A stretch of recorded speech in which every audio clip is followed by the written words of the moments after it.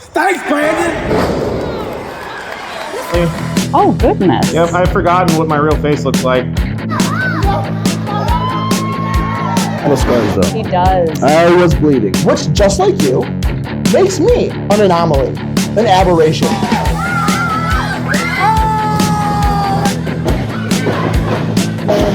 Watch the switch. You're too young to be on steroids, buddy.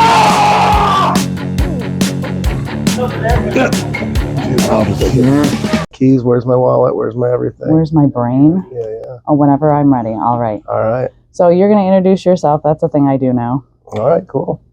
All right, we rolling? Mm-hmm. We are.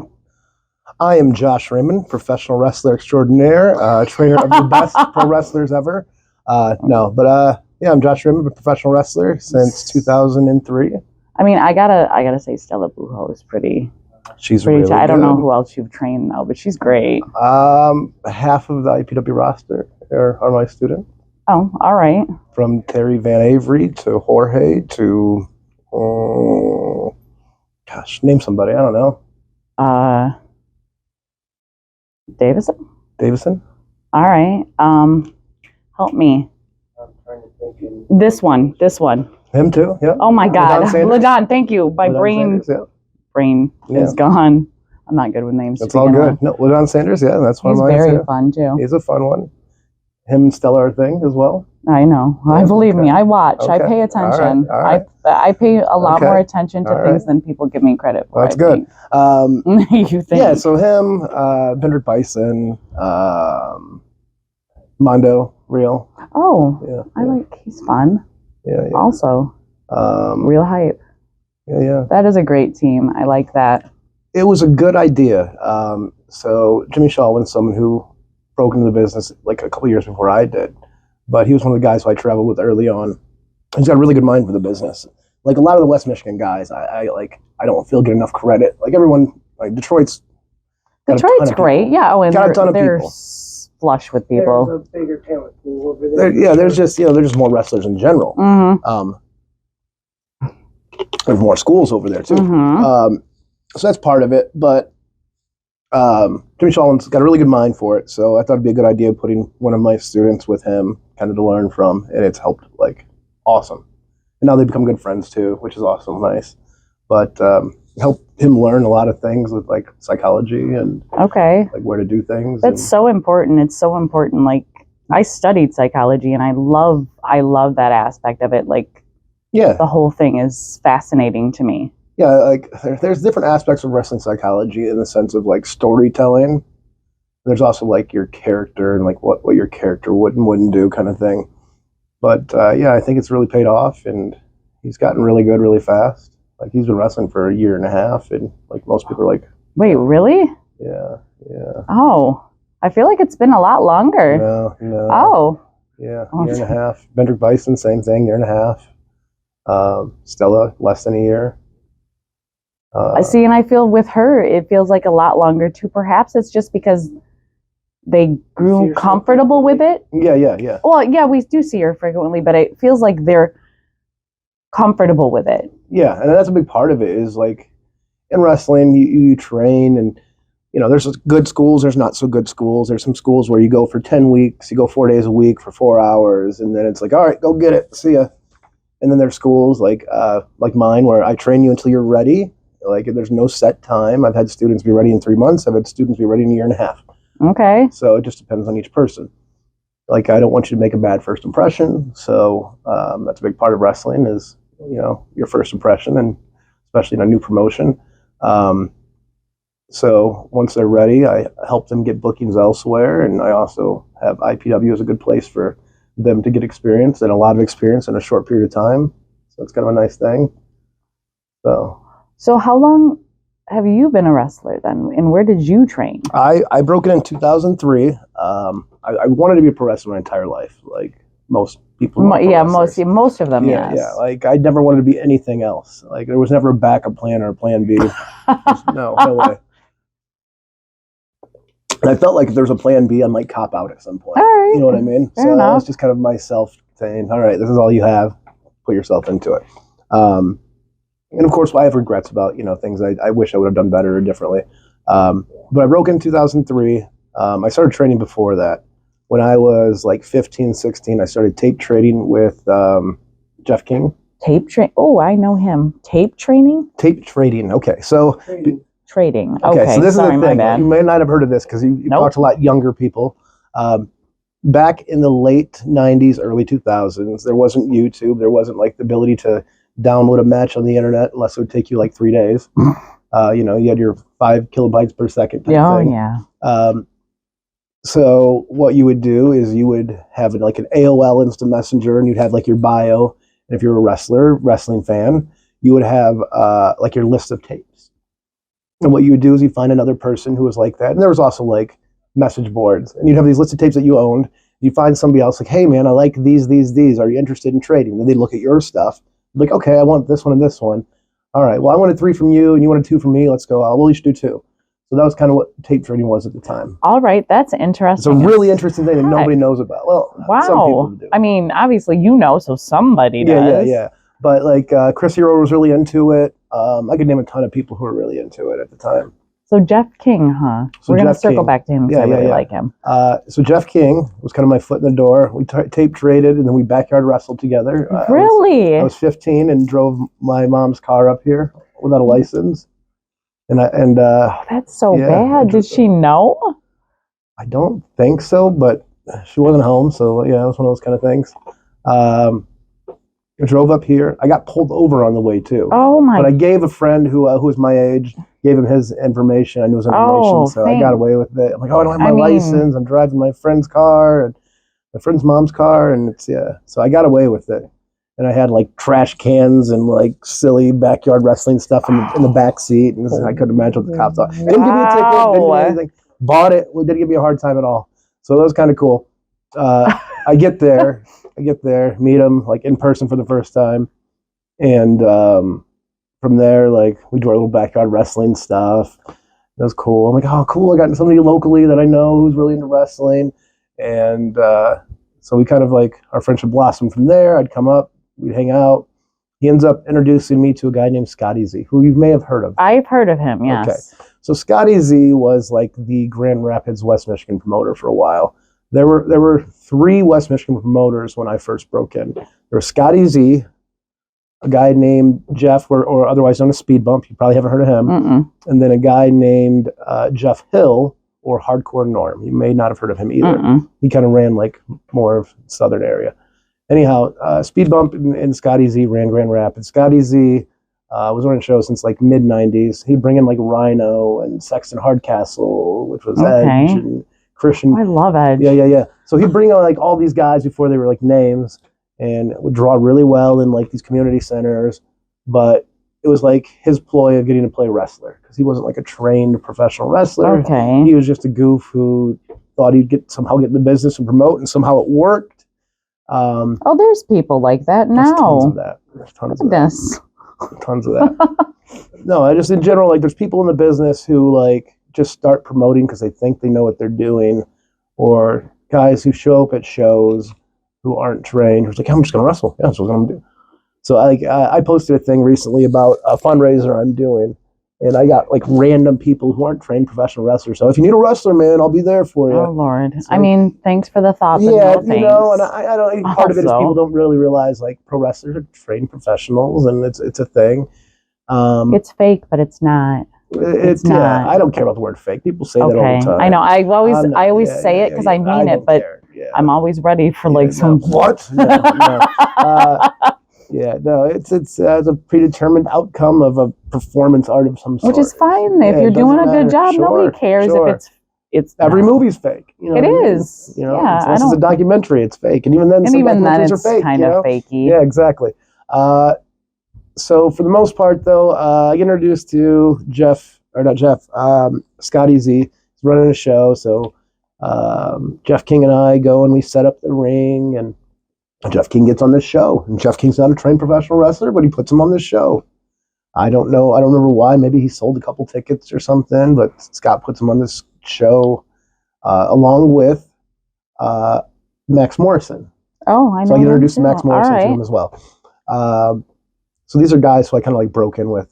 So they get on this show, and set up the ring, tear it down. And he's like, yeah, tomorrow we're going to go over to Scott's house and we'll give him $20 and we get to set up the ring and he'll train us. I'm like, all right, cool, let's do that. So I stayed the night at his house. Next day we set up the ring and then we get in there with Scott. And Scott's, he's a interesting guy. He's got like a lazy eye and he's like really big. I'm so bad. Yeah, and he's just an uncouth, not hygienic person. I'm laughing because I've heard that he was a rotten, awful being. He is not a good person. No, yeah, so the physical matches what I've heard. That's why I'm laughing. Yeah, of course. You actually met him once. Oh, did I? I hope you did. It was at the Club 911 reunion at the pyramid scheme. Oh, I vaguely remember treating him because something might happen here. I remember treating him with indifference. Yeah. Because he didn't matter to me. That's about the right way I to mean, go there, yeah. I don't know you. You need to make it matter to me. Yeah, I'm trying to pull him up here real quick. I'll pull him up later. So continue, please, because I'm absolutely fascinated. So by we this go to story. his house. We set up his ring. I'm We give him crying. $20 to train us. We get in there. Like, let me show you this move I came up with. And like, we don't know how to. He talks like that, doesn't he? Yeah. God. So I don't know how to bump at this point, which is like, okay, we're gonna give somebody a move who doesn't know how to bump. This is a terrible idea. Yeah. Like we all kind of know, like this is not what we should be doing right away.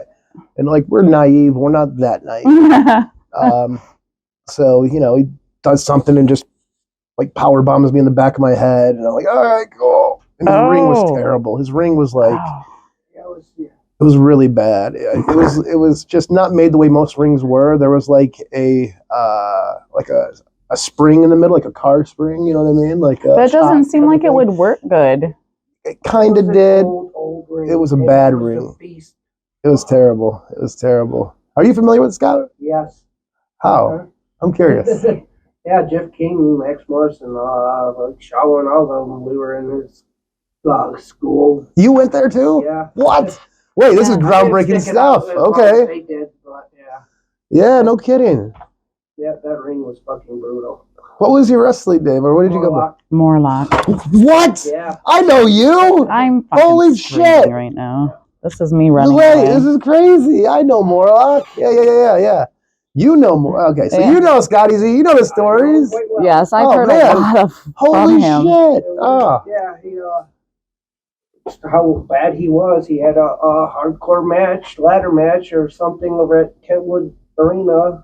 Yeah. Public. And he would draw up pretty good houses. It would, and then one of the kids had his teeth knocked out. I'm like, what the fuck is going on here? Yeah. Who were some of the people you were on the shows with? Frankie the Face. Yeah, so Frankie's who. Jimmy. We'll get to that in a second. I don't think he was wrestling quite yet, but then his brother Blitzkrieg. Yep. Gavin Starr. I don't recall that dude, but okay. There was Big Mike Winslow. Okay. Who else? God, oh gosh, I don't remember all these names. It is a small world. Oh my gosh. Kenny King was another guy. Kenny King, yeah. Venom or Jack Venom or Okay. So he was a giant POS. Yes, giant piece of shit. Power bombs me in my head. I'm like, oh god. Fortunately, a guy named Andy Judge, I can't remember, and Frankie both show up to roll around, which is kind of like term for like chain wrestling kind of thing. Okay. I know what that is. Yeah. Technical wrestling. Yeah. So they show up to do that, and they kind of know what Scott's doing over here with these young kids, and they do their thing for a while, and Scott's now trying to actually teach us to bump, and Scott doesn't know how to bump himself, so it doesn't really matter. And like after they're done rolling around and Andy leaves, Frankie's still there, and Scott goes inside to do something, take a shit or something, and then he's like, hey, he doesn't know what he's doing. And we're like, yeah, we know. He's like, if you guys want to get a ring in a building, I'll train you. So that's what ended up happening. Jeff King found a ring for cheap. You literally bought a ring and found... And then we got a building that was like $200 over off of like Hall, kind of over there. Wow, all right. Yeah, it was like that warehouse. Yep, in that warehouse. Yep, yes, exactly. I remember that. Yep. They were there until they had a show and started breaking the drywall and got booted out. We had a couple shows there. Yeah. So that was our first student shows. But yeah, so we got trained there. There were a few other people who trained there as well. That's fascinating. So yeah, that was kind of my introduction to pro wrestling. So trained with Frankie there.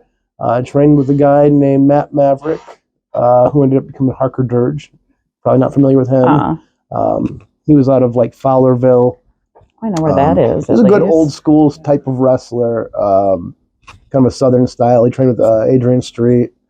Really good technical wrestler, but also like, you know, that very exaggerated whoa type. I don't mind that sometimes. Yeah. I don't want that every match. Yeah. And it does depend on the person. For sure.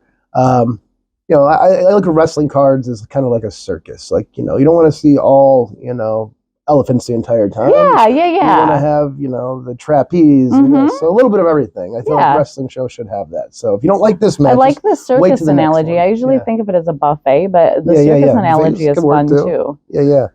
Buffet you get to choose though. Yeah, circus, that's true. You don't really have that's true. But at least there's a difference in the circus acts. Yeah. So, and you know, a lot of it was, you know, there were sideshows of, you know, weird oddities. That's very true. That's a thing. So, you know, that circus analogy is a good one. So, ended up doing that. Ended up having a couple like shows at that gym. I don't really consider like my first matches. Did a show over in like the little like Mexican town area of Grand Rapids at a bar there. Basher Bacardi, remember Basher Bacardi at all? Okay, he was a guy on that show too. He was kind of around the same time you were, maybe a little later. Yeah, they had a show there. I don't count that as my first. So technically, I would have been 17. It would have been 2002 as my first match. But wow. But I don't really consider until February of 2003 my first match, when I went up to the UP and wrestled in front of a large crowd for SWA. Which, are you familiar with SWA at all? No. Are they still in? No. That promoter had a little thing for girls who were underage. She was like 22. He was like 22, and she was like 17 or 18 or not 18, 17 or 16 or something. Goodness. And got in trouble for it and went to prison. Bad choices make consequences. I mean, all choices make consequences. For sure. So that doesn't exist anymore. But that was my first place I started working, and then I started working in like Bay City, a couple places over there. A few shows here and there. I think my second match was actually against Eric Freedom. Are you familiar with Eric Freedom? Yes, I know. Okay. Yep. My second match was against him. Well, what I consider my second match. Down for Jeff Hill in Coloma. Yeah, I know Coloma. So it was down in Coloma, and we were like the opening match on the card. And at this point, it's my second match. I still don't really know what I'm doing, but I know what I'm doing, but I don't know what I'm doing. But he proceeds to carry me to a really good match. And before the show, we were just guys who were setting up the ring, but Monty Brown and Cole Cabana were like helping Jeff book it. They were watching me and Jeff King roll around. And they needed one more guy for the card, and they're like, you. So they picked me, and I got to work with Eric Freedom, and it was a good experience. I learned a lot, and there was also some training at Blues Gym. I don't know if you know about Blues Gym. It was like a boxing gym. Yeah. I was over on Plainfield that day. Yeah. Not quite Plainfield, but yeah. I'm familiar with it. So there was some training there. So once I started working a few places, I started traveling a little bit. My first year I had like 50 matches. I debuted for IW Mid-South. Became really good friends with Jimmy Jacobs in that time. Ended up moving in with him and Jimmy Shawwin, Blitzkrieg Kid, really? His brother. That's so cool. Yeah, we had Wrestle House, as we called it. That's what it sounds like. It was called Wrestle House. We were all like 20 and around that age. And so that was kind of like... So you like grew up in the business together. That's so cute. My entire adulthood was in the business. Like I had nothing before that. So, but even before that, that was what I wanted to do. When I was a kid, I got into like school wrestling because I thought I'd be doing pile drivers and taking people to the chairs. But 8-year-old me was show up that first day. And it's like, hey, this isn't right. Double legs. That's hilarious. So 8-year-old me was kind of a little disappointed, but I was good at it and I liked it, so I continued doing it. And I thought it'd be a good background for like. I mean, it does help you, doesn't it? For sure. I will tell you, as a trainer, people who have a background in wrestling are significantly easier to train. Like they know how to move their bodies, they know how to move someone else's body. They know how to move someone safely, and they know how to move someone not safely. Right. So it's all these sort of things that like not the average person knows. So I mean, they know their space too. They know how they fit in a space. That's the thing. Most average people do not. Movement, stuff like that, for sure. Yeah. So yeah, wrestlers are a lot easier to train. I've noticed wrestlers with wrestler background seem to do better. Like for me, like for what I like, because I like a show. Like and they give me a show more often than not. There's a story about Kurt Angle. Kurt Angle being, you know, an Olympic wrestler. I like him. Trained for like 4 days before his first match. Which is unheard of. Like, that's insane. Yeah. Which, you know, may or may not be true. But for Kurt Angle, it's possible because he's a freak of nature. But I mean, it is. I really like him. Like, he's one I know and I really like. I'll watch his matches on TV willingly. Yeah, like people have a background in wrestling. Like, wrestling's kind of, it can be an interesting sport behind the scenes. Like, a little uncouth, a little wild. Which wrestling? Like professional wrestling or like folk style, freestyle wrestling. Like okay. That. So people with that background have no problem kind of transitioning sometimes and being able to like what we call show their ass. It's like kind of not literally, but no. Figuratively of like putting themselves out there sometimes. Okay. Like Kurt Angle, like, you know, he was an Olympic wrestler and has this legitimate background, but he'd also like make a fool of himself. You know what I mean? And so I think that's sometimes that transitions well with people who have a background in wrestling. Okay. That makes sense. Yeah. It makes them more relatable. Yes. I was going to say real, but relatable. Relatable is a good term. Like, I think that's a big part of wrestling that people don't really focus on is being relatable to people. You know, representation matters. You want to see yourself up at least sometimes, and maybe not yourself, but like, oh, there's a lady, or oh, there's somebody that looks like me, or oh, there's somebody that finds the same kind of thing that I do funny, or oh, they're doing the things I like. Or like, feels the same thing I feel when this thing happens. Yes. Yeah, for sure. You know, the terms of wrestling like heel and baby face, you know, there's circumstances. Like circumstances sometimes dictate the way you feel. So, you know, if you're, what's a common one we talk about is like Hogan and Macho Man. They were friends, and, you know, Hogan was kind of friending up Elizabeth a little too much, and Macho Man was kind of like, yo, what's going on here? And, you know, he got uncomfortable with his friend being so close with his significant other. And because of that, like, they fell out, and there was a whole thing. And but that's like, real. That happens. That does happen. And I feel like, you know, we label Macho Man as the heel in that situation, and we label Hogan as the baby face. Like, well, Hogan had no bad intentions. What? What are you talking about? I feel you like don't know Hogan what his intentions were. You don't know. You lust in his eyes. You know, like that was the term. So yeah, that's definitely, you know, it's circumstances sometimes. You know, when somebody does something to you or doesn't carry their weight, you know, sometimes it's hard to break that person off, or you can do it in a swift cut, you know. I feel like a swift cut is better than gradually, because gradually you have the option to be like, well, maybe, like, or lead them on, kind of thing. Not so bad, or and that person might feel like, well, if you felt this way, why didn't you say anything, rather than slowly fade away. So it's one of those kind of things too, and all that stuff kind of relates to like tag team angles with that sort of stuff. Okay. You know, with you know, somebody who wasn't carrying their weight in a tag team, and you know, like Terry Van Avery. That's what I'm not saying names. I'm not saying names. I feel like you were inferring. Names. I'll say a name. Not saying. Yeah.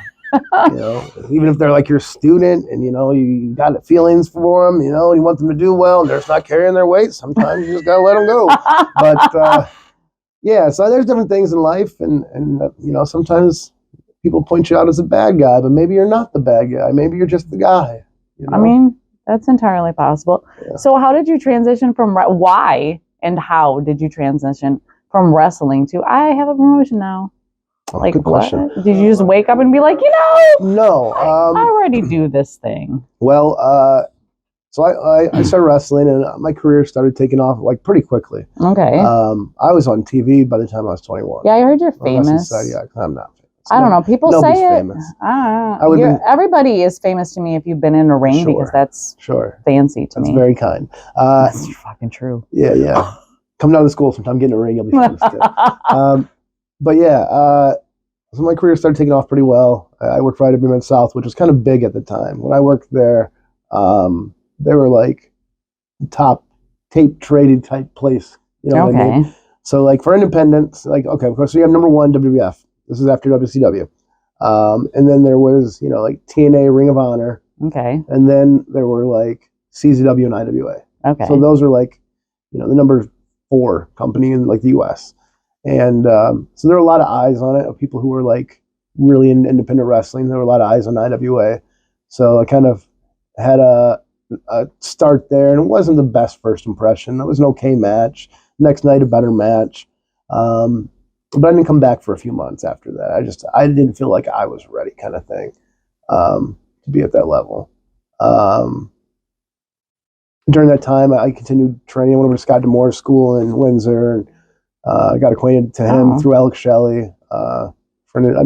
You meet a lot of people in the business. Like you network a lot. So you get on a show, you meet people, you find some commonality, and you become friends.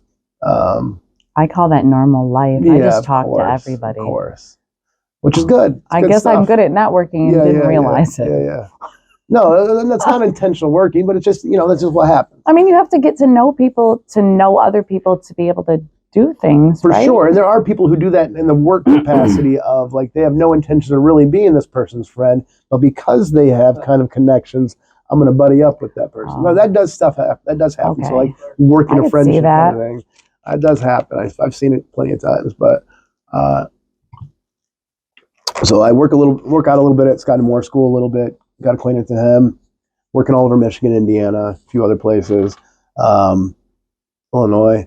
And then during that time, I'm like, man, there's not really any good wrestling on the west side of this state. And I was like, you know what? Like, I'm living at Wrestle House this time with those guys. And during that time, I'm 3 years in the business at this point. And Dan Severn needs someone to train at his school, train people at his school. So he's like, hey, Jimmy, come on down and train some people at the school. So I ride with Jimmy. And at this point, I was coaching wrestling, like amateur wrestling, like middle school wrestling, which I do.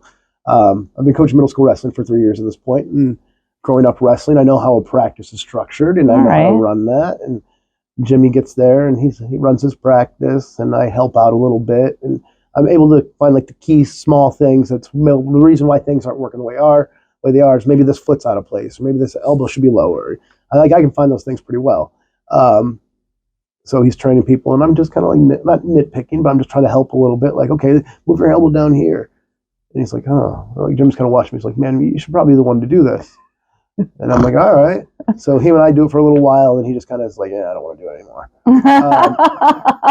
So I ended up like training people after like 3 years in the business. Like, shouldn't be training people, but was. People. I've had really good students from there. Like Sean Tyler was one of my first students. I know you probably know who he is. And I sat with him for like 3 hours. 2 hours of it got taped because my battery died. Yeah. But he was one of my students. I'm sure he spoke of you while we were when we spoke, and he has many this weird times thing where he had a match with me once after he trained, and he just like fucked shit up, and I think like he thinks I'm mad at him. I think like that's a thing that he has, and like I'm not. Like, do you know what I think? I think people should communicate more. Yeah, so people just don't think. Yeah. All people, everybody. People don't communicate enough for people sure. People should say what they think as long as it's not intentionally harmful. Agreed with that. Yeah, but there's always still people get hurt, even if it isn't. Yeah, it's not intentionally. I mean, that's. Some people just don't like criticism. It's one of those situations. I mean, So you're training people. So how does that translate to a promotion, though? Well, while I was there, I ended up meeting Orlando Colon, who is Epico. Okay. He was working. Okay, I forgot your first wrestling. Clueless. Your first wrestling was your IPW show. Yes. So he was. You ever heard of Carlito Colon? Carlito. That sounds familiar. Yeah. Big hair. Oh yeah. Apple kind of. Yes. Carlito. Okay, so he's from the Colon family. His father ran a promotion down there, WWA, and they promoted, and they had Ric Flair and Carlos Colon, which is Carlito's father, would sell out Puerto Rico. Just huge houses at baseball stadiums, just Okay. packed it. Anyhow, like, he kept running the promotion. Orlando's going under the school up here for baseball at Western. While he's up here, he wants to train. Like, you know, he's still pretty young and he hasn't trained with his family yet. All right. So he's going to Severn School, and I meet him through that, and I start training him, and I find out who he is. Oh, that's cool, man. He's like, yeah, you know, I grew up in a promotion, and it's like, you know, it's something I kind of want to do. And I'm like, you know, I've been thinking about, you know, running some shows. And at the time, I have a guy named Mike Z. I don't know if you know Mike Z. Yes, I do. Mike Z's my boy. I kind of brought him into the business. He was a radio personality, and He's a lovely man. he's a great guy. Shout out to Mike Z. But yeah, For real. he ended up doing, so this radio station that he worked at the time had a thing where you could be a guest something for a show that my friend Kevin Harvey ran in 5 weeks. It's a one-off Memorial Day show. Okay. At that show, I wrestled, me and Matt Maverick, who I mentioned earlier, Yeah. wrestled Claudio and Eddie Kingston. Okay. So I don't know if you're familiar with them or not. The second name I recognize. Okay. Well, we wrestled them. They're AEW guys. Cesaro and WWE. Cesaro. Oh, I know him. I love him. Yeah. Oh, wow. Yeah. So Ooh. those are some friends of mine. So wrestled them on that show, and Mike, instead of like putting the thing out there at the radio station for the special thing, he kind of took it for himself, which is clever, which is a great idea. So, because he's a wrestling fan, so he got himself this gig to help out at this show and That's beautiful. ring announce or something. So I get to meet him, and I'm like, oh, that's a nice guy, and he really loves wrestling. So we kind of friend up a little bit, and I just kind of teach him about the business a little bit, just casually, like we're hanging out, eating, and he wants to watch wrestling tapes with us. And like when I was young, all I did was like watch wrestling tapes, and that was it. Like every day I would spend 2 hours studying wrestling. You know, I'd take notes and. And all you people who traded, I said all you people, all the people that traded you are people. most of the tape traders. Like that's what y'all did. You took notes to I learn. did. Oh, I okay. did. Now was it other? Yeah, there are others. Just that did. Okay. Tapes to see something they weren't. I mean, all right. they didn't have That's access to. okay. Unfamiliar stuff. They So didn't you have were access to. serious. Oh, You yeah, weren't for effing sure. around. For sure. You know, I write out an entire match. Like, That's insane. yeah, it is kind of insane. I would try to limit myself to like certain length of matches because it gets long, of course. But if I was like, you know, tie up, Eddie go behind, somebody this, and I learned how to abbreviate over time. So if you like look at my notes in my phone, you wouldn't understand them, but I can read them and tell you exactly what's going on. So I still do this. Like a lot of times, long matches I cannot. It can work. But sometimes when the match is 22 minutes, I don't care. Like I'm in it to win it. Like I don't care. We literally just watched a 22-minute match like 2 weekends ago. Longer than that. 25, whatever. It was forever long. I was zoned in the whole time, but that's possible. That's a thing. It is. It's very rare though. And I think, you know, people's attention spans are different nowadays because a lot of matches back when I was a kid were super long.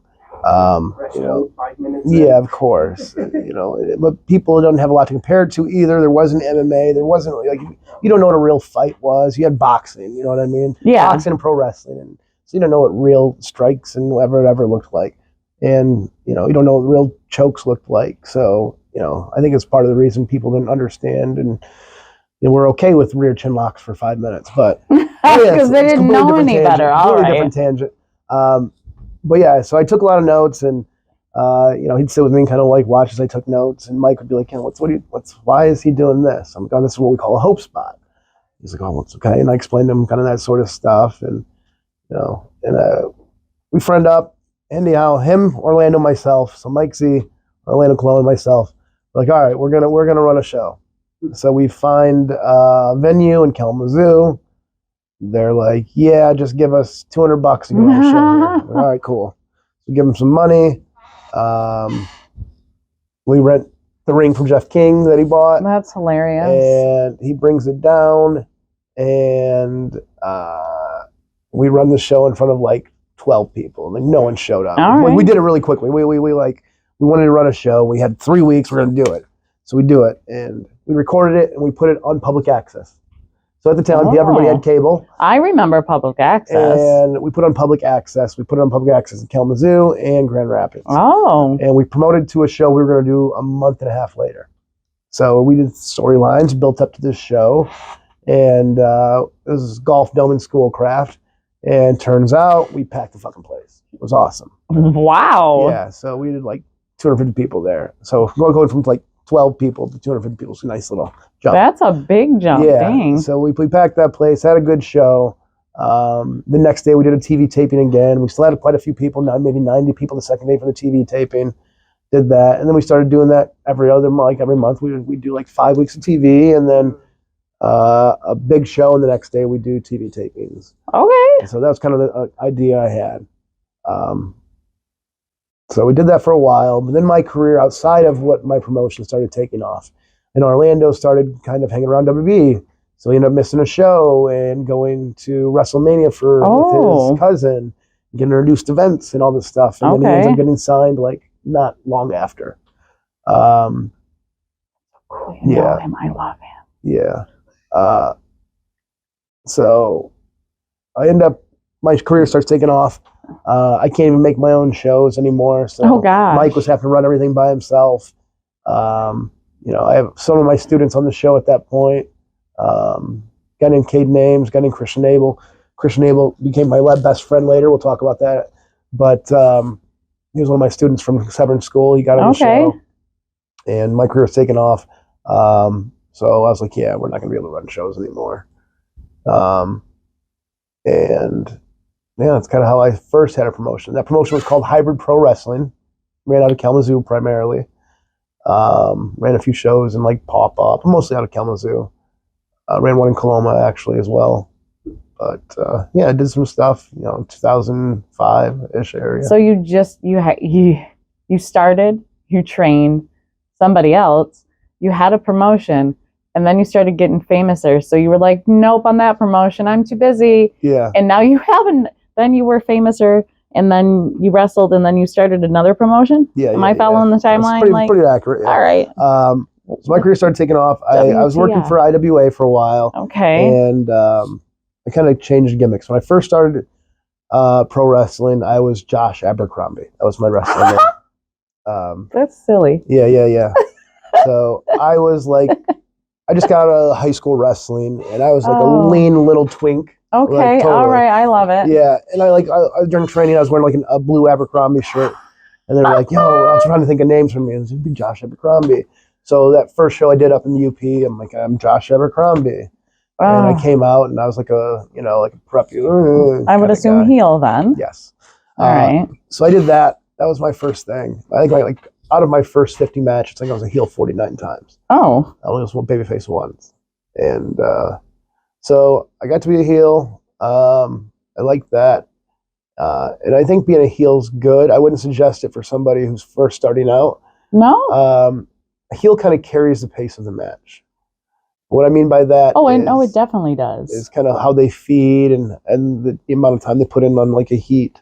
I don't know if you're familiar what I mean by putting on a heat or anything. I'm not familiar with the term. I am familiar. I dissect the matches when I watch them. So when I get the terms explained to me, I'm like, oh, that's what this is. And oh, that's what, because I never believe. Okay. But yeah. Okay. How would you explain the structure of an average wrestling match?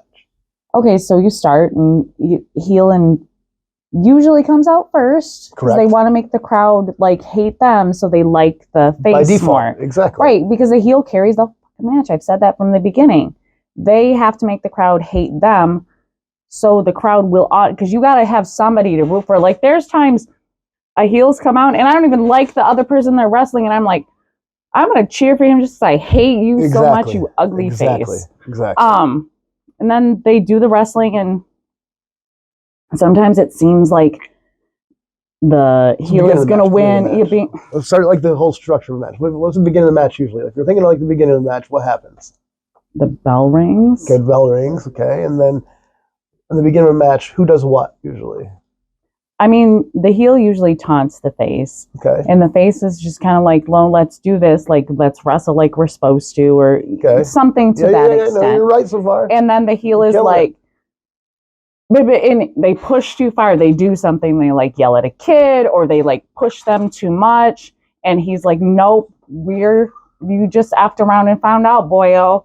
And then I hope he's not laughing at me. No, this is good. Okay. No, you're on point. You're on point. Keep going. And then the face fights back, and then everybody's rooting for the face, because not only has this guy been a dick from the start, he's been a dick to this guy who's done nothing. Like, he's just existing, and that's not okay. And most normal people don't find that okay. So it's easy to root for the hero guy. Okay. So So far, I told you, I really dissected it well. So far, you have what we call establishing. You establish who's good and who's bad. Yes. Okay. And then what you just talked about is kind of what we call the shine. All right. So the shine is where the baby face looks good. And usually, it's the heel does something. Maybe he'll, they go to tie up, he'll fucking rake his eyes or something, and then beat him up for a second, talk shit to the crowd. And he does the bad things. Yeah, does the bad things, and then the good guy does the good things. Yes. And then after that, maybe the babyface turns it around, does some cute stuff, and gets the crowd to like him, do cute moves to get people like you. And so that's what we call the shine. You gotta work the crowd. All right. After the babyface does a couple cool things, what happens next? God, you're putting me on the spot. Okay. I have no memory at all. Okay, so say it again.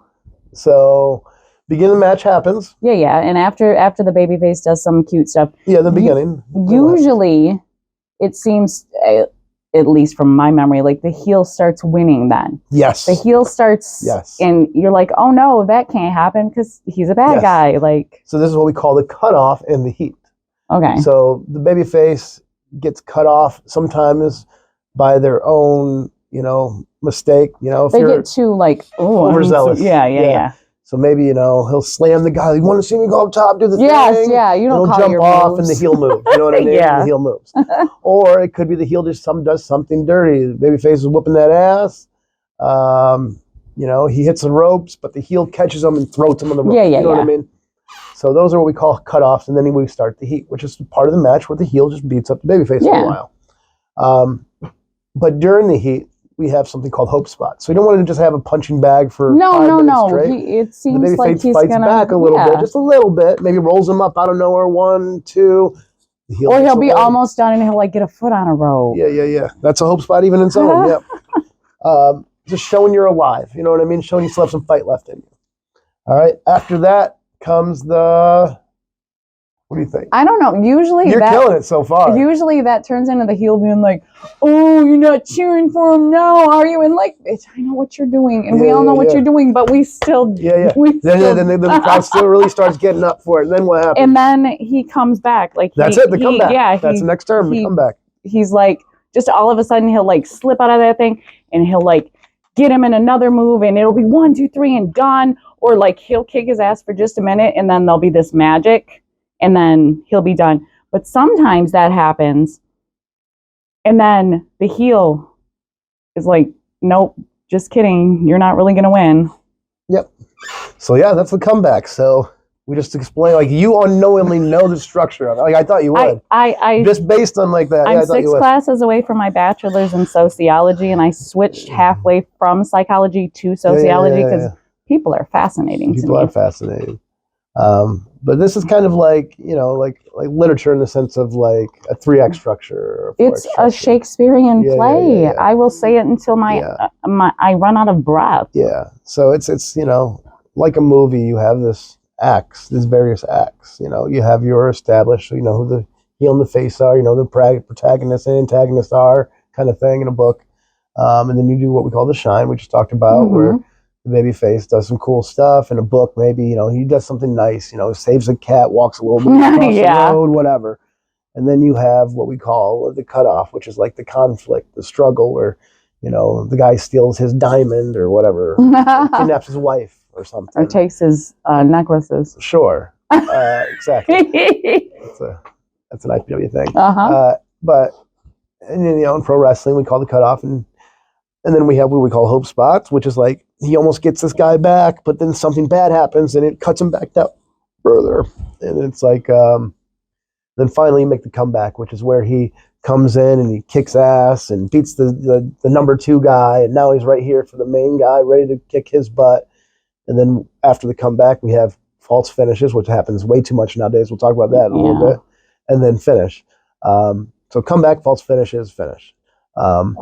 Nowadays, it's like false finishes are like the majority of the match, I feel like. Like there's too many false finishes. And false finishes was it the second scenario that I described that you think the good guy's going to win, but then the bad guy wins? Yeah. See, that's disheartening to me sometimes. Like, we're working class people. Like, I don't think like I don't know. I don't want to like, I'm a working class person. Yeah. I don't make that much money. I never have. This is the nicest job I've ever had in my life. I want to see the good guy win. Of course. I love heels. Heels are my favorite. I always cheer for them. But I want the good guy to win the majority of the time. Of course. Like a movie, you know, it's the story. Like the angle is part of the psychology too. You know, a match is a battle. It's not the war sometimes. You know what I mean? So sometimes the babyface has to lose a battle. Oh, definitely. I don't expect them to win all the time. And it's fun to have the heel win sometimes because you know it's going to come back around. But the way hero always wins. The way most people do it, though, is after the comeback, they do some false finishes where it's like a heel does, you know, the babyface makes his comeback, he hits a big move, 1, 2, oh, he almost had him. And now the babyface goes for something else, but the heel catches him, and now the heel's got him, 1, 2, oh, thank goodness he kicked out. Oh, yeah, no, a lot of those. That back and forth, that's tiring. I can't handle that emotionally on an emotional level. They need to calm down. So, yeah, it happens way too much. What I don't see enough, and what I've implemented occasionally on shows, is just having, like, the heel just win in the middle of the heat. Like, fuck a comeback. Fuck this good guy coming back and making it look like he's going to win. You know, you make a mistake, I capitalize, you're done. No, and I appreciate that too, because that's real life. That. Yeah, of course. You make mistakes, sometimes things don't work out. Yeah, you know what I mean? Sometimes life just sucks. Yeah. So that, you know, but that basic, it's what we in the business call 7 steps. It's like a very basic structure of storytelling and wrestling. Aaron went over it briefly. Good. Guess who taught Aaron that? I don't know. I don't remember because, Aaron... Was it you? Yeah. Oh, okay. Aaron trained with Joe Bird at his school. Yeah. And he told me, like, you know, he started training and he worked with me at a show at Kalamazoo Speedway. I did a tag match with me and Christian Abel versus, you know, him and his partner, Chris Corvus. And he didn't really, like, get it at that point. Like, but after he had our match with us, he's like, well, everything clicked. Okay. No, I said excuse me because I'm the tiniest of burps. It's all good. So yeah, like that helped him click, like psychology-wise, like the storytelling of a match. So Aaron was a really appreciative, cool guy, and he's my most favorite. And he's a good dude, and he's a very good dude. Yeah, I don't know. He wasn't wrestling for a while, and got personal things, and you know, life's like that. So I miss Aaron. I saw him recently. We did a charity show for Travis Titan in Jackson. Oh yeah, I remember. I heard about that. Yeah, Travis was a House of Truth student, but then ended up going to the Black and Brave school, which is Tyler Black is now Seth Rollins. Okay. Oh, okay. He had a school, has a school in Davenport with a guy he broke in, who at the time was named Merrick Brave. So I go in there, I do like a guest training there, and I met Travis and a couple other guys, and I trained people over there. And he came and worked in some shows in Michigan that I was on too. So was going through some messed up stuff, and we did a fundraiser for him about a month and a half ago. So I got to see Aaron there, and I talked for like 25 minutes. So it was nice to catch up with him. But now you work with Jeremiah now. Jeremiah Goldman? Yeah. Why? I love him. I feel like it's added something to IPW. Why do I work with him? Yeah, why did you start? Like, it came out of... Good question. No, it's okay. He trained to be a professional wrestler, as most people do, but has like the gift of gab. Oh my God, his mouth is something. I love it, really. Yes. There's not a lot of managers, let alone people who can talk in professional wrestling on an independent level. Yeah, it's a gift. You need to be Not able to think on your everybody can do feet it. and Yeah, for sure. and react like that. Yeah, and like carry emotion in your voice and the way you speak too. Yes. Because a lot of people just do promos like this, and I'm As so we- mad. yeah. I'm gonna kick. Yeah, your you're butt. mad. Okay. Yeah. So that's something like as a trainer and as a promoter that I make my students do is like do promos. So like a lot of the kids on my show, like I do promos who would never do promos. That's something I wish I would have done earlier in my career. No one made me do promos. Never asked me to do promos. People should do promos. I wish. Even if it's 30 seconds, you know what I mean? It gives you some experience, gives you a chance to kind of learn and get comfortable with it. I have a question for you. I'm going to piggyback off the promo thing. So you're a big fan of promos, right? As am I, because I like to know what I'm working with because their promos show me what I'm going to get in the ring. Yeah. Why don't you advertise who's going to be at your shows? Good question. All right. So as a promoter, I can't tell you how different booking is now than it was when I broke in. If you book somebody when I broke in, they were 100% going to be your show. 100%. Every single show I've had in the last, 3 years, I've had at least one person call off, which was unheard of when I broke in. Like, I had somebody message me the day of the show saying, I'm having a bad day. I won't be there. Yeah. Okay, so as somebody who has dealt with mental health issues, like I can appreciate that. I can too. And I really respect them for like knowing themselves and doing that, but also at the same time, I'm codependent as fuck. Yeah. And I could never. I could never let somebody down. Because I would feel so horrible, but that's me though. Not only that, that's why they're healthier than not I only am. that, like it was in their hometown, and wrestling is something they get joy out of. So why would you not want to go somewhere that would make you feel better? That was my thought process. Yeah, but I mean, but I'm not them. I'm not the them. people who call off like just to call off that seems silly to me. But do you work with them again? You almost have to, don't you? I have not worked with that person since. The other people that have called off, like if sometimes, yes, depending on circumstance, yes. Because I'll be like, you get like 3 strikes, you're out with me. Yeah, and yeah, more of a 2 strike. Oh, see, yeah. I'm way overnight. Yeah. Sometimes 3 strikes, depends who it is. But yeah, I mean, I've had some guys who were like top guys in my company who like called off for no reason, like didn't give me a reason, just say I'm not going to be there. It's always card subject to change. Like we want to at least know what the base we're working with, and by we I mean me. Yeah. No, I get that. I get that entirely. I'm also sad you're not in Grand Rapids more. I found a new venue, because I want rap. We're the second largest city in this. I know. State. We should have wrestling here every month. I should be mad that we're going somewhere else because there's wrestling in my town. The goal is to put a show on in Kalamazoo and Grand Rapids once a month this coming year. You may not know this, but IPW has ran more shows than any other promotion in the state last year. In fact, we've ran more shows for one promotion has ran in like recorded history of like independent wrestling in Michigan. Like back in the territories, I'm sure there were companies that ran, fucking 100 shows in a year. Really? But we ran like more than any other company in 1 year. Last year, this year. I mean, I see the shows advertised a lot, but like I don't. I'm a groupie. Like I'm a fangirl. I'm not a mark. Yeah. Because I'm not stupid. I'll give you my money because I like you just as a person. But I want to see who I'm working with. No, I get that. And like if Grim Reality's on a card, I literally will beg until we can go to the show. Well, I've actually like it's those kind of people. Oh my god, that'd be so cool.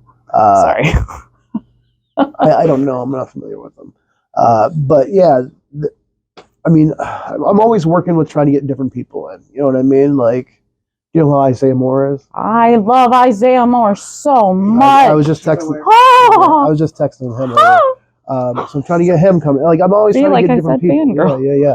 Always trying to get different people to come in.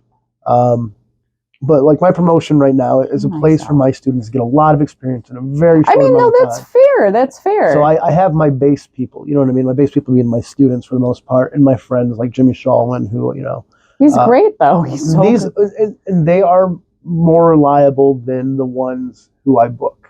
You know what I mean? Okay. Who are like the people who I have to say, hey, can you be on this show? All of my students are gonna be like, I'll be there. You know what I mean? All my friends are like, yo, I'll be there. No matter what I book. Which is why you have the poster, which has your your base people. Yes. So I should probably advertise matches for the people who I feel like I can rely on. I agree with that. But which bums me out though is sometimes I'll book somebody really good. I'm gonna have this really good match. I have this lined up, and they don't show up. It just fucks everything. I mean, card subject to change. It is card subject to change. It is. It definitely is. But I mean, okay. So what I would do, not even just like as a boss, because I've been a boss before. Like, I'm so sorry, people. We are not having this match because John. Here's the letter from corporate. I would print the letter off of corporate to show my employees. And say, this is literally what we're doing, and we're not having this match because John said X, Y, and Z. Sorry, guys. And then just... This guy's sore from his match yesterday. You know what I mean? I don't feel like those are good excuses. You know what I mean? Like, hey, maybe don't take a booking, the day after you're going to do this match. You know what I mean? I've had a wrestler who, I liked him. I liked him quite a bit. He was a young guy who was making a name for himself early on. And he and I have like a very similar mindset of we want to be good at every aspect of wrestling, whether it's like lucha libre or technical wrestling or hardcore wrestling or this or that. You want to be good at every aspect. This guy and I have a very similar mindset with that. Terry Funk was one of my favorites. Terry Funk can do anything. Like Terry Funk can do a moonsault. Terry Funk can, go through a barbed wire board, and Terry Funk can tie you up in a cool hole. Terry Funk's very, well-rounded. And this person also a very big fan of Terry Funk, and he would do some gruesome matches and call off the next day because of the match he had the night before. And it's like, see, that's like the employee who gets drunk and they go out knowing they're gonna get drunk, and then they call off the next morning. Like, you brought this on yourself. Yeah. So it's one of those things that happens. That's kind of the biggest thing I think is just people calling off. But you're working on getting up in Grand Rapids more. Yes. Because again, even if I don't go to the shows, I want your Grand Rapids shows are stupidly well attended because this is a wrestling. This is like a food desert, but for wrestling. Yeah. I feel like I loved the Masonic Temple. Loved it. That was such a great venue. That was the most expensive venue. Oh, I bet. I bet. It was probably 6 times what I paid anywhere else. Holy shnikes. But it had a really good turnout, too. And the only bad part about it was getting the ring up in that place. I can imagine, like, now that I've seen a ring taken up and down, like, multiple times, I wonder sometimes, I'm like, how the hell did they even do that? Like, you couldn't fit anything in the freight elevator. You couldn't, like, you have to carry it up and down the steps and through the lobby and all the way. They do that at Metro Pro, too. Ugh. Excuse me. No, thank you. There is a promotion called Old Wrestling. It runs in a distillery, I believe, in Detroit. And they run on, like, the second floor of, like, a distillery. I mean, you were at... it was rough. You were at the place right... Vandermill, yeah. You were at Vandermill a lot. Those shows were great. We're really close to them. Yeah. So those were really great shows. For a while, probably affected that. Yeah. We wanted to continue doing stuff with them. They just weren't up for it for whatever reason. And we're like, okay, you don't like making money? That's fine. I was going to say, that's their loss. It is their loss, but it's, it is what it is. So we've messaged them about going back there. Is it just venue-wise? Is that why people don't come to Great? Because there's touring. There's Detroit promotions that you go over in Detroit now. Yeah. And I get so mad. I'm telling you now, I get so mad. I'm like, this motherfucker going to Detroit. Grand Rapids is right here. Yeah. I'm right here. Well, I mean, like I said, I'm trying to do one show a month in each place. And I get salty. I'm sorry. No, you're fine. And maybe like 5 weeks. It might not be the exact same month. No, but I'm trying to be pretty regular at places. I would love that because I want. Yeah. I mean, I feel like IPW does good up here. I want good for the promotions. Yeah, like, of course. But I feel like the more shows here, like maybe will become like Detroit. I don't know. I wouldn't mind that. I would love to have a show to go to. There's people in Detroit that I talk to in lines that go to a show like Tuesday, Wednesday, Thursday, Friday, Saturday. Like, shut your mouth. Yeah. I don't care if they're good shows. The problem with that is not a lot of them are good shows. That's the bad part. Yeah, but the tickets are like $5. Like, you watch it, you know, it's like when you watch a bad movie with your friends. You sit there, you cheese on it, you make fun of it a little bit, and then you're like, ha, we're never going there again, or we're never watching that movie. But then Yeah, for sure. So, but the problem is not everyone's as educated about independent wrestling as you are. The thing about it is, well, you know the difference between promotions. Not everybody who's a wrestling fan knows that. Oh, I can tell right away. Yeah. If I run a show in a place, I don't want another promotion to come to that place unless their show is as good as mine or better.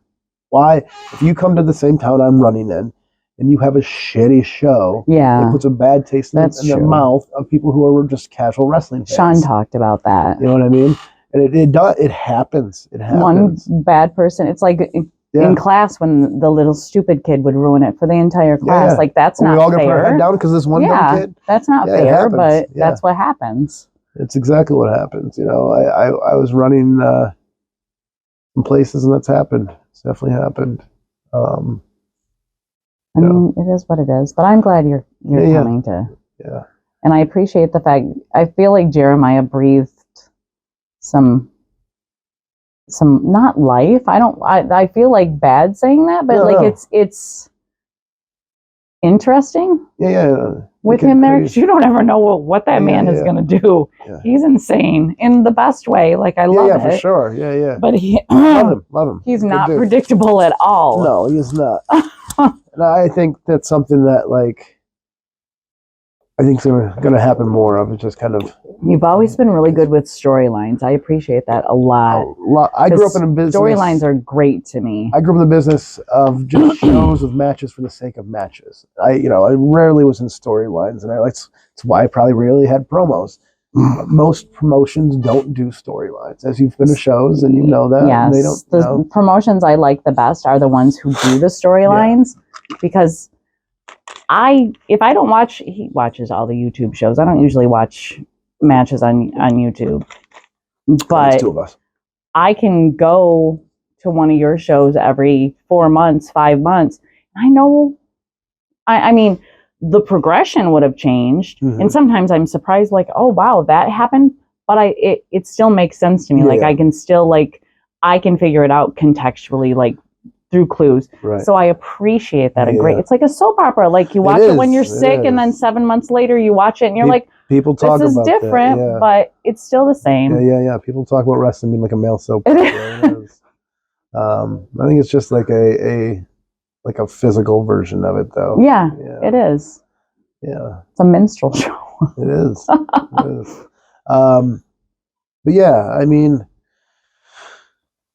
as a promoter, there's like, you have goals. You want to, grow your promotion. You want to branch out. You want to do different things. Like we started, we were just running Kalamazoo for a while. Yeah. Like, we want to run somewhere else. So we run Grand Rapids, and it works out well. All right, cool. Let's keep coming back to Grand Rapids. And like IPW originated. Okay, so I ran Hybrid Pro Wrestling back in the day. Okay.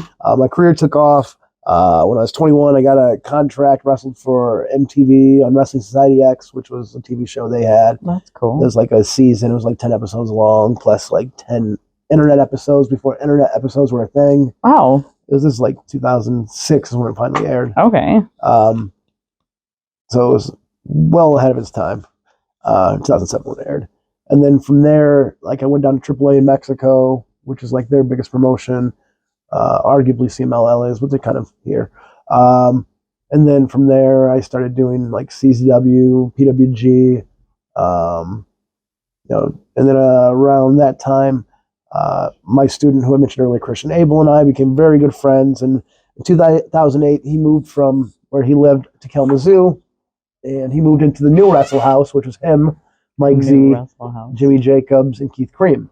So they all lived together for quite a while. And that was only like a mile from my apartment at the time. That's funny. So him and I would go to the gym every day. We'd watch wrestling together. He was like my best friend. We traveled everywhere together. He was on a lot of the shows I was on, so it worked out really well. Became best friends. And being my student, like there wasn't like that superiority, like inferiority type, like inferior thing. Like we felt like equals, and we ended up tagging together a little bit. So we started working for AAW in Chicago. Okay, I've heard of them. They're a big independent promotion out of there, and we ended up getting put together with Truth Martini there. He was our manager, and we kind of like tagged a lot and got really good at tagging, and became like their champions and worked with a ton of really good people there. Worked with the Young Bucks over there. Worked with a million other good people. And that's cool. I know them too. Yeah. From there, we got an opportunity to try out for Ring of Honor as a tag team. I had a couple tryouts singles. We got an opportunity to try out as a tag team, so we go there and we do that. We go to Toronto, try out, tear the house down in like a dark match with two of their students, Ring of Honor students. And Adam was the booker at the time. So we got an opportunity to do some more shows for them. Finally, they come to Detroit. We get our like actual tryout, be part of the roster. Have a really good match with Steen and Generico, which is Kevin Owens and Sami Zayn. Yeah. Have a really good match with them. Kind of get brought in. Then we get booked for TV the next month. So we drive out to Philly.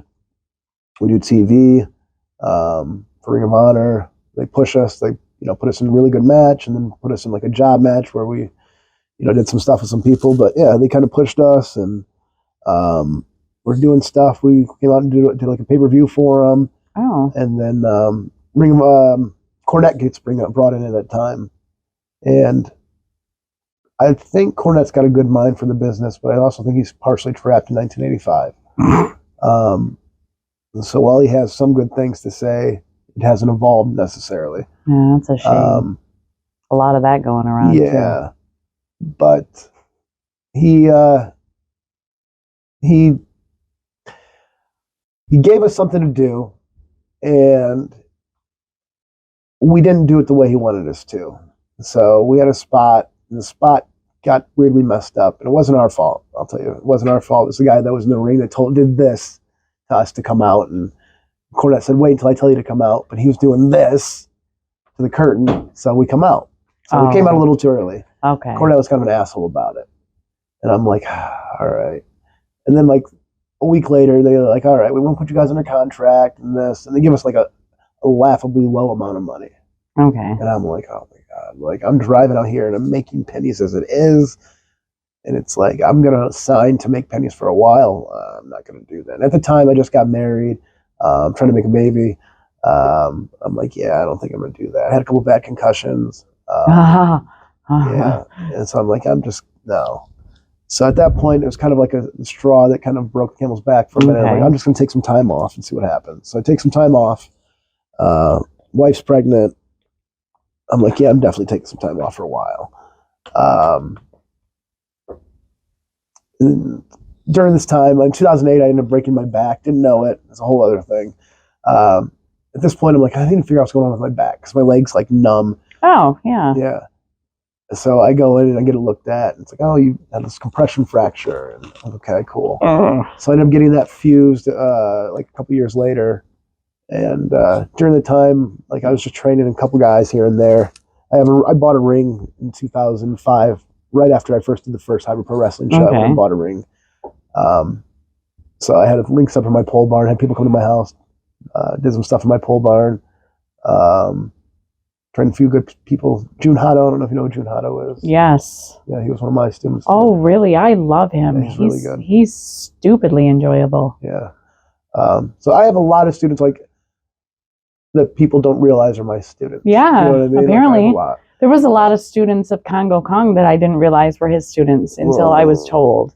Like who? And I was like, oh, for Pete's sake. Alexander Kirk. Yeah, Alexander I don't Kirk. know who that is. Oh, fuck.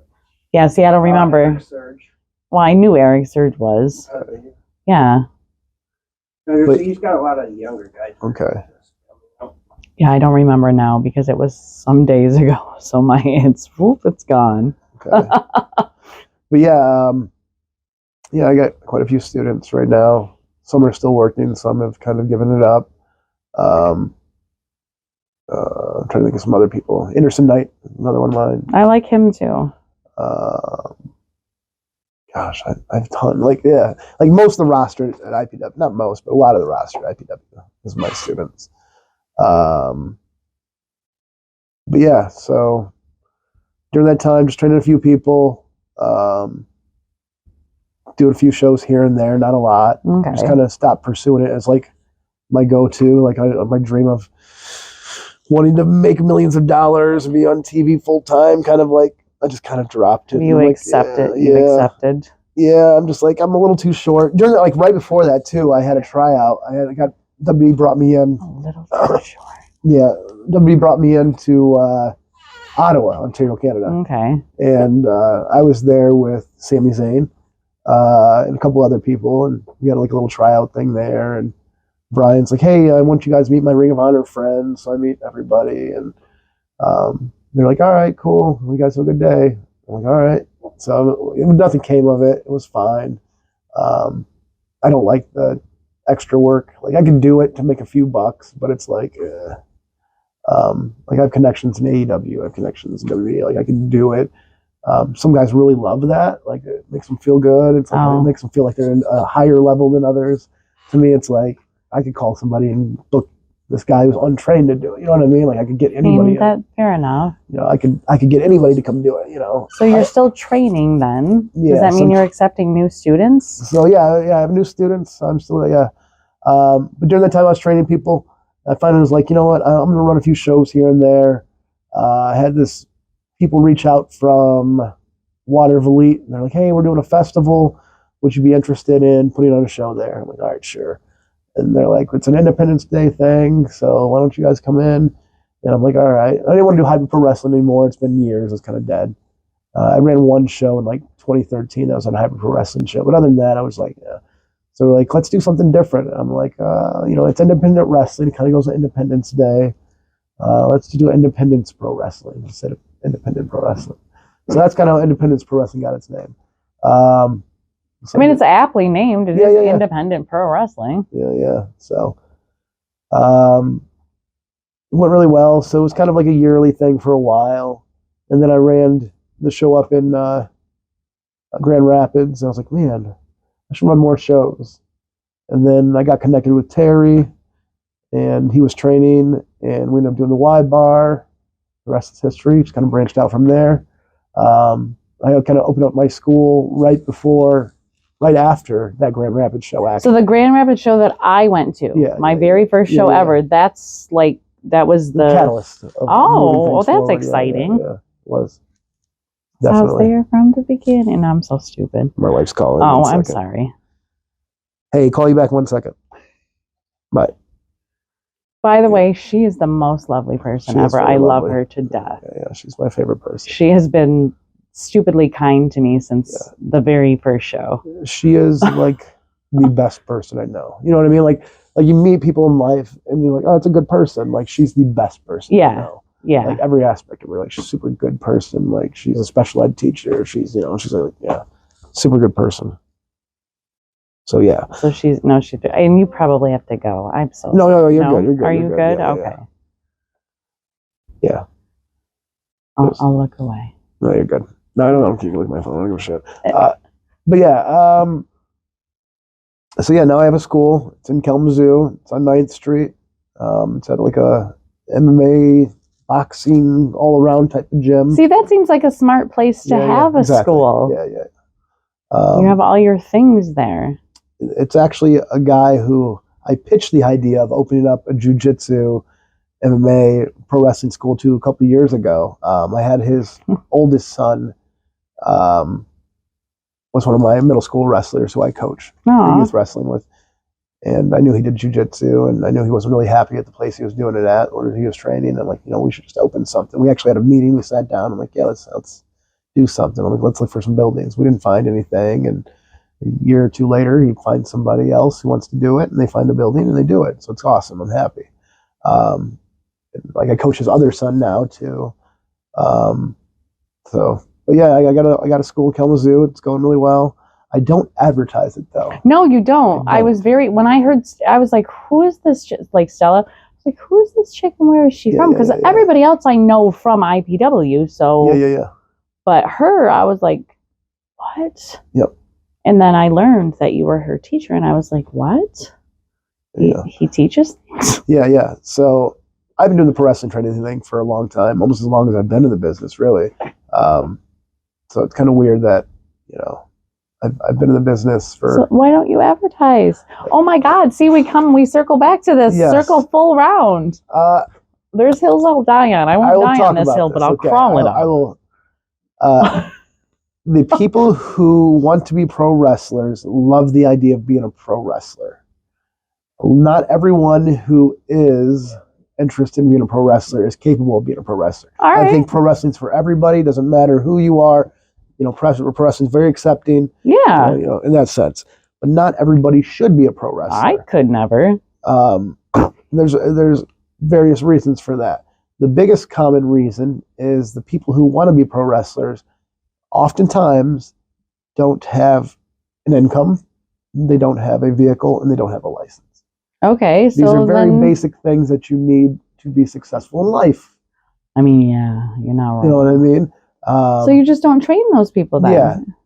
Right? When I did advertise, I would get about you had to. an obscene amount of people. It's like putting something on Facebook Marketplace. Yes, you just get. Oh That's God! what it is. All right. I want to be a wrestler. See, that makes sense. See, I want to be a wrestler. Okay.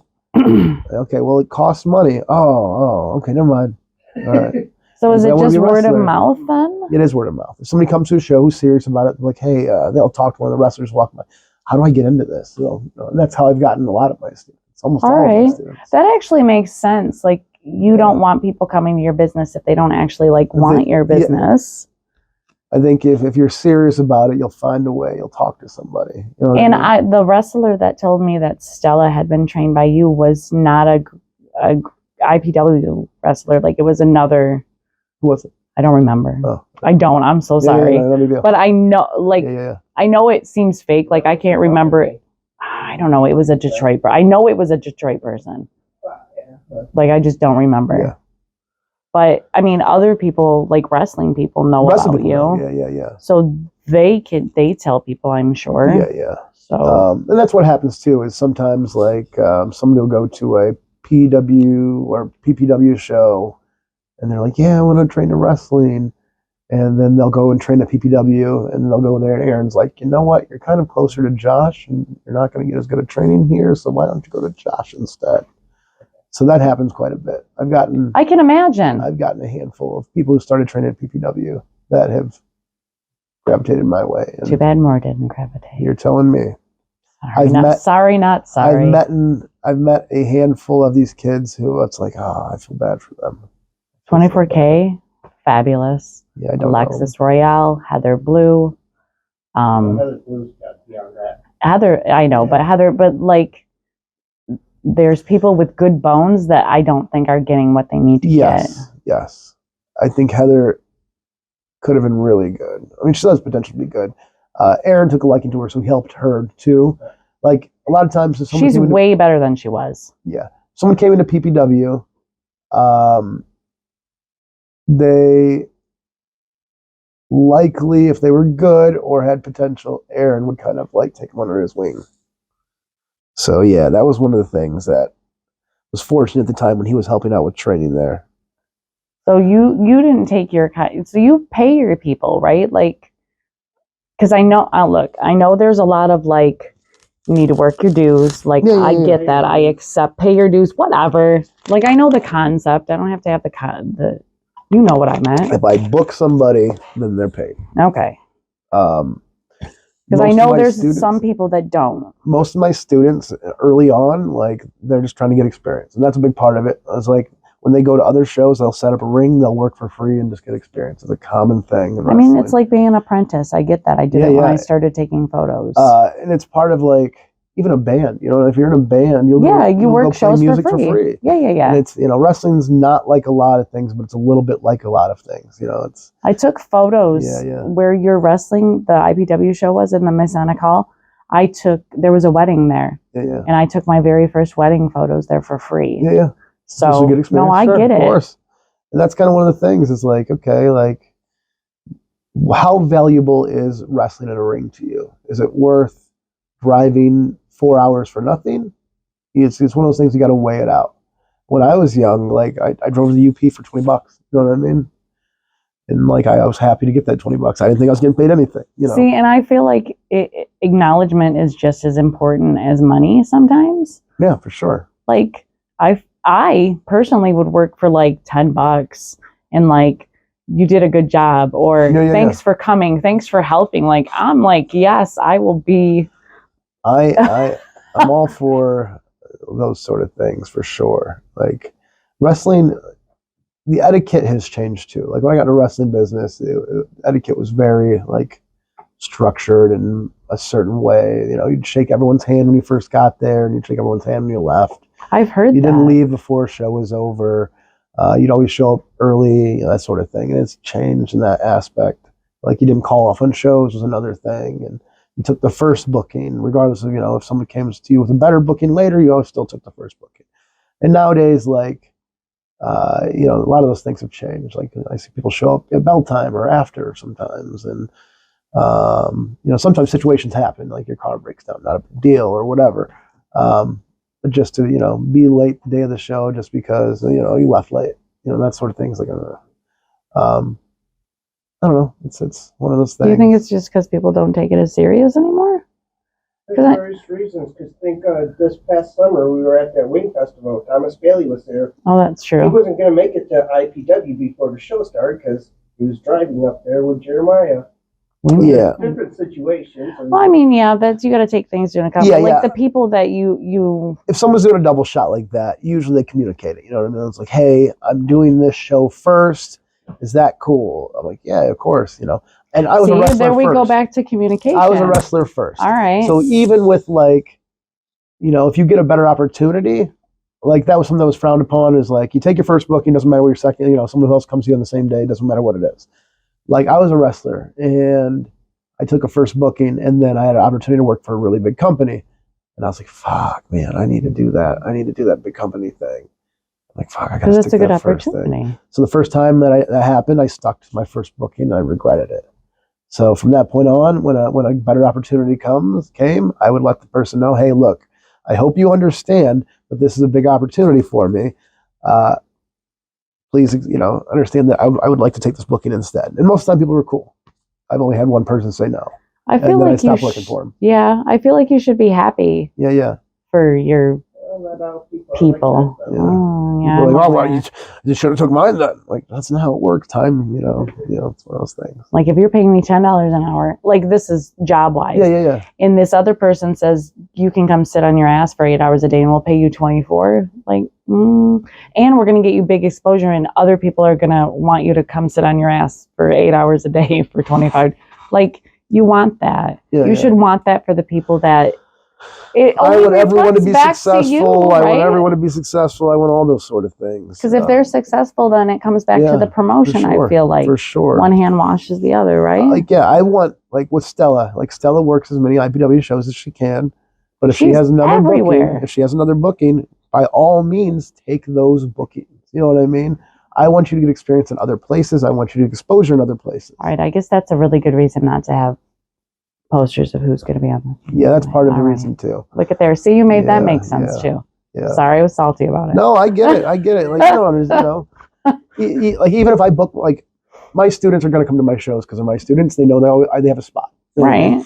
But if you know, they are booked in 2 weeks for me, and then some really other promotion, even if it's like not even a better promotion, even if it's another promotion where they're going to get paid more money or whatever, or, take it. You know what I mean? I want you to work somewhere else. I want you to get exposure elsewhere. So to me, I find that, you know. I appreciate that because exposure is like one of the most important. You want to get seen.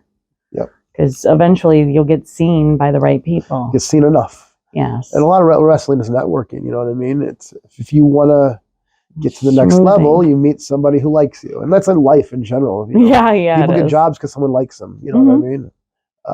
That's why I got this job. You know, if somebody likes you, you get places. That's how it works. It really is.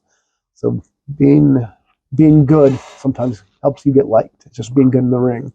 Being a good person helps you get liked. So being a combination of those two makes things even better. So, all right, fair enough. I agree. Yeah.